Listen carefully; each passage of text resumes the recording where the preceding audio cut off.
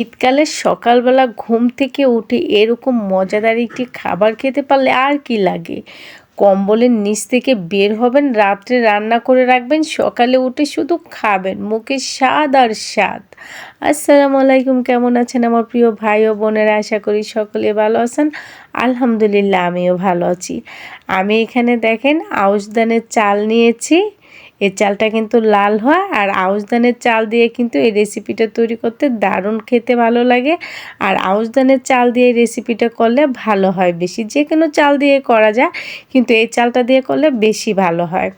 আর এই রেসিপিটা কিন্তু আমাদের গ্রামে আমরা কখনো খাই নাই। আমার শ্বশুরবাড়ির অঞ্চলের দিকে এই রেসিপিটা করে, মানে বরিশাল। আমার স্বামীর মুখ থেকে শুনেই আমি আজকে এই রেসিপিটা তৈরি করছি। আর সে বলে দিয়েছে এটা কিভাবে তৈরি করতে হয়। চালটা দেওয়ার আগে আমি ভেজে নিয়ে ছোটো ছোটো করে কেটে নিয়েছি। তারপরে দেখতেই পাচ্ছেন এখানে আমি দিয়ে দিলাম এলাচ, দারচিনি, তেজপাতা, দিয়ে দিলাম খেজুরের গুড়। তারপরে এখানে আমি একটু নেড়ে ছেড়ে এগুলোরে মিলিয়ে নেব। এই রেসিপিটা নাকি খেতে দারুণ লাগে। আমার হাজব্যান্ড নাকি প্রতিদিন সকালবেলা এই রেসিপিটা খেতে খুব পছন্দ করতো আমার শাশুড়ি আম্মার হাতের। আমি তো তার হাতের রেসিপি এটা খাই নাই, কিন্তু আমার হাজব্যান্ড খেয়ে বলল খুব মজা হতো। তাই আমি আমার হাজব্যান্ডের জন্য এই রেসিপিটা আজকে বাসায় তৈরি করে নিলাম। আমি এখানে একটু তালের রসও দিয়েছি।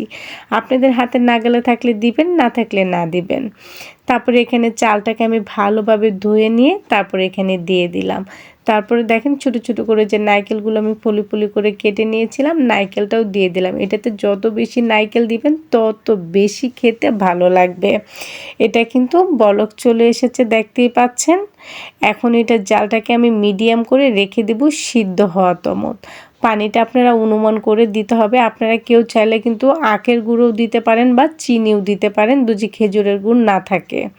তারপরে আমি এটাকে মিডিয়াম জালে কমিয়ে রেখেছিলাম। দেখেন এর ভিতরে কিন্তু আমার এটা হয়ে গিয়েছে, দেখতেই পাচ্ছেন হয়ে গিয়েছে। এটা কিন্তু একদম ভাতের মতো নরম করে নেওয়া যাবে না, তাহলে কিন্তু খেতে বেশি ভালো লাগবে না।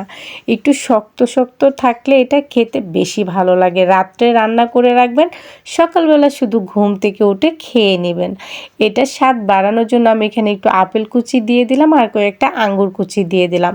এটা কিন্তু দিতে হবে এমন কোনো কথা না। আমার শাশুড়ি আম্মা কিন্তু দিত না, আমি দিয়েছি কেন জানেন? কারণ আমার রাতের রান্না শাশুড়ি আম্মার মতো তো এত স্বাদ হবে না, সেজন্য স্বাদ বাড়ানোর জন্য একটু দিয়ে নিলাম আর কি।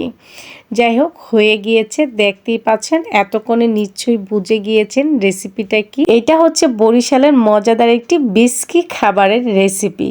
নামটাও যেরকম দারুণ, খেতেও তো এরকম দারুণ। আপনারা কিন্তু অবশ্যই বাসায় এই শীতকালে তৈরি করে খেয়ে দেখবেন। এই পর্যন্তই ছিল আমার আজকের রেসিপি। যদি ভালো লেগে থাকে অবশ্যই একটি লাইক করবেন, কমেন্ট করবেন, শেয়ার করে দেবেন একটু বেশি বেশি করে। আর যারা ইউটিউব থেকে দেখছেন তারা আমার চ্যানেলটাকে সাবস্ক্রাইব করে রাখবেন, পাশে থাকা বেল আইকনটাকে ক্লিক করে দেবেন, যাতে আমার নতুন যে কোনো ভিডিও আপলোড হওয়ার সঙ্গে সঙ্গে তার নোটিফিকেশন আপনাদের কাছে চলে আসে। সকলেই ভালো থাকবেন, সুস্থ থাকবেন। আল্লাহ হাফেজ।